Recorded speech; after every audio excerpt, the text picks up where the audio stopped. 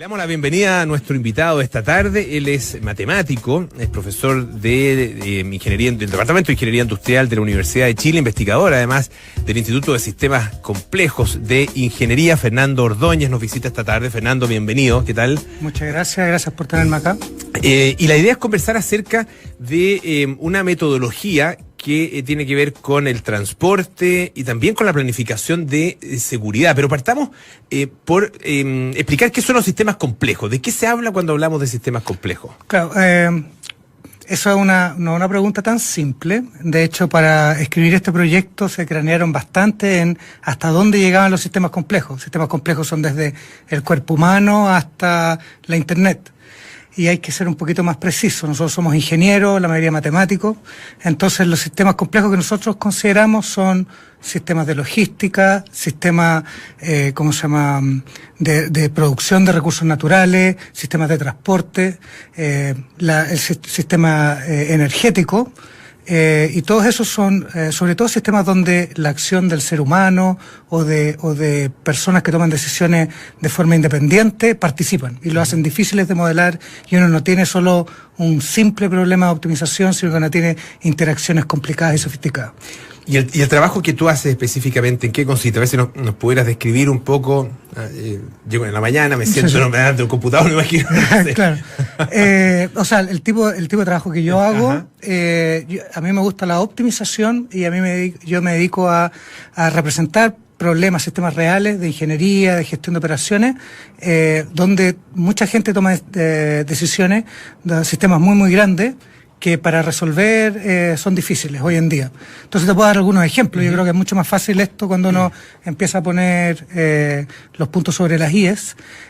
Uno de los problemas, el de seguridad con que yo he trabajado un tiempo, trata de representar la interacción que tiene la policía con los criminales, ¿ya? Entonces la policía todos los días va y patrulla y trata de resguardar la ciudad, posicionándose en distintos lugares donde históricamente han ocurrido delitos, y los criminales observan eso y tratan de evitar a la policía para lograr sus delitos.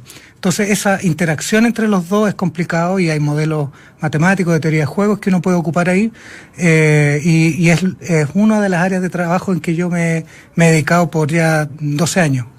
Yo empecé a trabajar esto con colaboradores en Estados Unidos, y estos modelos de teoría de juegos se ocupan para planificar las patrullas en el aeropuerto de Los Ángeles, en qué aviones transatlánticos los agentes federales los patrullan, estos Federal Air Marshals, en cuáles se ponen, en cuáles no, porque ellos buscan proteger, crear harta seguridad, pero también ser poco predecible. Entonces, si uno siempre ataca el lugar o siempre protege el lugar que es más riesgoso, el segundo lugar más riesgoso, una papita. Entonces van ahí y vamos a tener delitos en el segundo lugar más riesgoso. Claro, esto se puede explicar como si hay dos lugares que vigilar y hay un solo vigilante. Claro.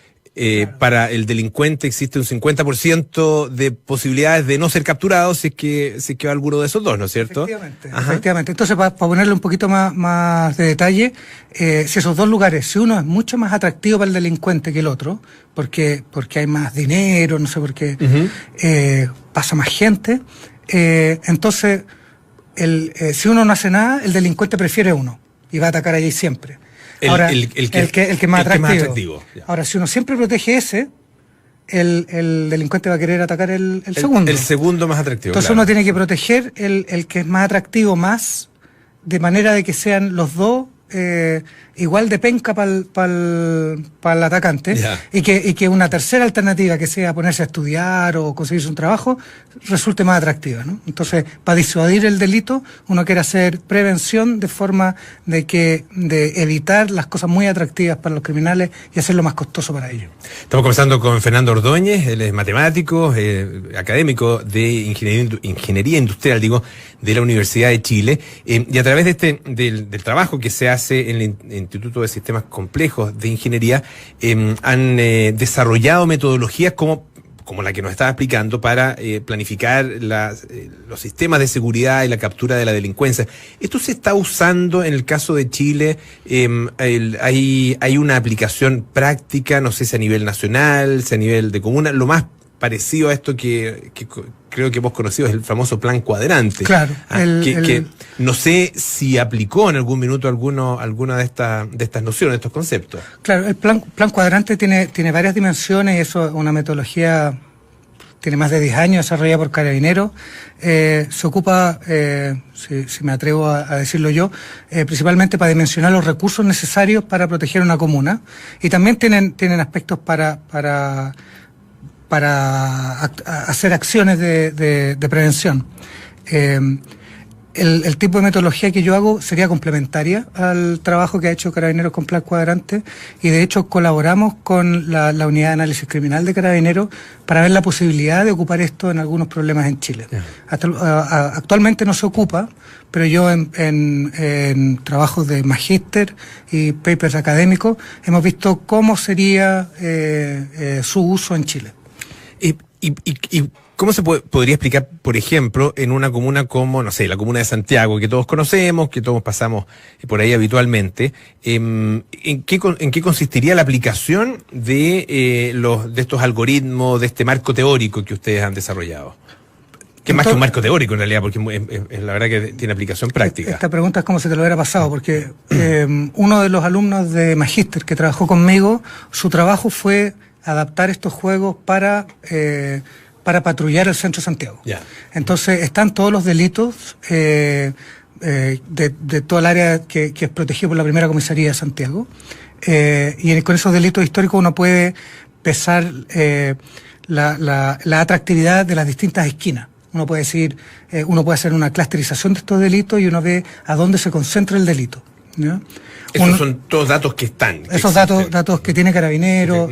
Carabineros tiene todos los datos de las denuncias de crimen georreferenciadas. Entonces, esta es base de datos que en eso estamos hablando con Carabineros, a ver qué se podría hacer.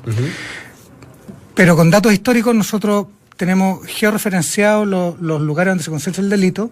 Hay distintos tipos de delitos. Hay robo con violencia, hay hurto, y la forma que operan estos distintos criminales es distinta, por lo que uno puede armar distintos juegos dependiendo del tipo de atacante o de criminal que se enfrente. Y dado eso, uno puede pensar en que vamos a proteger las distintas esquinas. Y todos esos lugares donde se concentró el delito, podemos decir con qué frecuencia tienen que instalarse ahí patrullas de Carabineros. Y eso se resuelve en el marco de estos modelos de teoría de juego. Eso, los delincuentes, y lo sabemos, se adaptan rápidamente a las nuevas condiciones. Claro. Yo nunca me voy a olvidar, hace un montón de años, cuando una de estas tantas batidas de algún alcalde, no sé qué alcalde era en ese minuto, en contra del comercio ambulante. Entonces se les ocurrió tener carabineros de civil que fueran a patrullar. Entonces, claro, los vendedores ambulantes gritaban, ahí vienen los civiles, decían, ojo que vienen los civiles. Eran todos civiles en realidad, porque lo que no había era carabineros. Pero claro, no tenían el pelo cortadito como carabinero y todo, eran reconocibles a la distancia. Y claro, se adaptaron muy rápidamente, y pasa lo mismo con yo creo que en todos los lugares y con todos los tipos de delincuentes. O sea, finalmente es su pega y hay que reconocerles que la hacen bien. Sí. No sé si reconocerlo, pero hay que admitir. Pero hay que admitir que a regañadientes puede ser. Que cuesta, ¿cómo se llama esto? Luchar contra el crimen. Eso es claro. Eso trae dos puntos. Uno es que es muy difícil evaluar la efectividad de política de seguridad, en parte por esto de que el crimen se transporta, se va para otro lado. Si uno protege un lado, un objetivo, van a atacar el otro. Entonces, no sé si es que hemos reducido el crimen y estamos efectivamente más seguros. Además, evaluar si estamos efectivamente más seguros depende del día. Por ejemplo, si llovió y hay menos delitos, ¿es por lo que estamos haciendo nosotros o es por una condición externa? Y el segundo punto es que eso es realmente una pregunta interesante. Ser capaz de modelar o de representar cómo el delito se va a desplazar producto de acción policial es algo que hoy en día en el mundo nadie lo ha logrado hacer Nosotros hemos colaborado con investigadores en otros países y estamos en este momento la frontera es recopilar mucha información, ocupar esa información para encontrar patrones y atacar los patrones. Cómo los patrones de crimen se desplazan producto de la acción policial, nadie la sabe. Y eso requiere, por ejemplo, saber exactamente dónde están los policías. Si los policías realmente hicieron el plan o se tuvieron que desviar porque ocurrió algo durante el día. Hoy en día, la policía en Chile y en otros países ya tienen GPS y uno está recopilando información de exactamente dónde estaba la policía y uno tiene información de los delitos. Entonces uno ahora podría empezar a construir estos modelos y es donde está la investigación en estos temas. Ahora, Fernando, estamos conversando con el matemático Fernando Ordóñez, del Departamento de Ingeniería Industrial de la Universidad de Chile.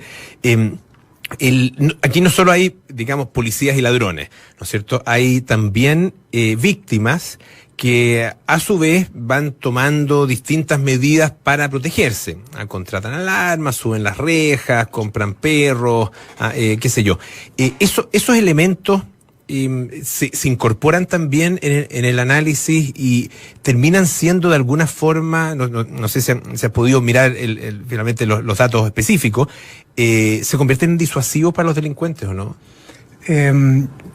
Sí. ¿O es básicamente el atractivo del botín el que define todo? Aquí estamos ya hablando más de un área de criminología. Y hay muchos estudios en esto. No es mi área de especialidad, pero efectivamente hay muchas medidas que hacen el crimen, que toman las personas, que hacen el crimen menos atractivo.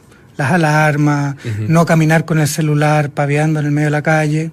Hay una serie de cosas que uno puede hacer para estar más seguro y esas son efectivas.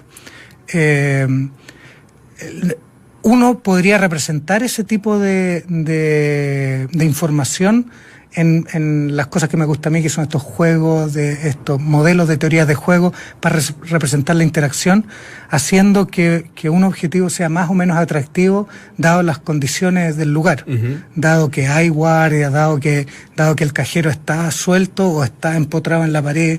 Entonces uno puede incluir factores que te dicen es más vulnerable este lugar o no. Y hay toda una disciplina en cómo podemos, cuánto más seguros son las distintas medidas de seguridad. Más empírico, que no es mi disciplina, pero todas esas cosas sirven. Siempre cuando se discute el tema de la delincuencia se habla de bueno, primero hay que capturarlo, ¿no es cierto? Pero segundo hay que condenarlo. Y se discute aumentar las penas, y se ha hecho, todo eso se ha hecho. Esos elementos también me imagino que son incorporados, porque si me van a pillar y a los pocos días voy a estar fuera, me da un poquito lo mismo que me pillen. A lo más recibiré un par de patadas en el peor de los casos y me mostrarán en la tele. Pero el aumento de la probabilidad de captura no necesariamente va a ser disuasivo. Claro, ahí ya estamos hablando de política. Y es cosa de comparar Estados Unidos con Canadá.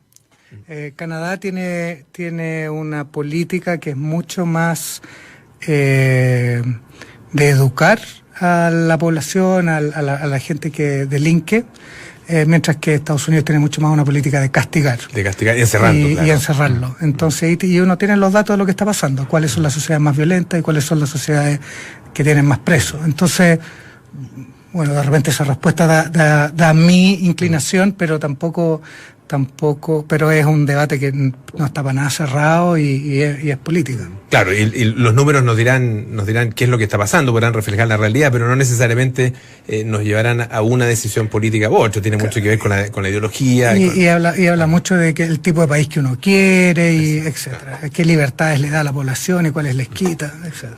Bueno, queremos agradecer muchísimo a Fernando Ordóñez, matemático. Él trabaja en el Departamento de Ingeniería Industrial de la Universidad de Chile, es investigador del Instituto de Sistemas Complejos de Ingeniería. Muchas gracias, Fernando, por estar con nosotros. Gracias a ti, fue un gusto. Vamos a escuchar un poquito de música, ¿les parece? ¿Sí? Jack Johnson con Good People.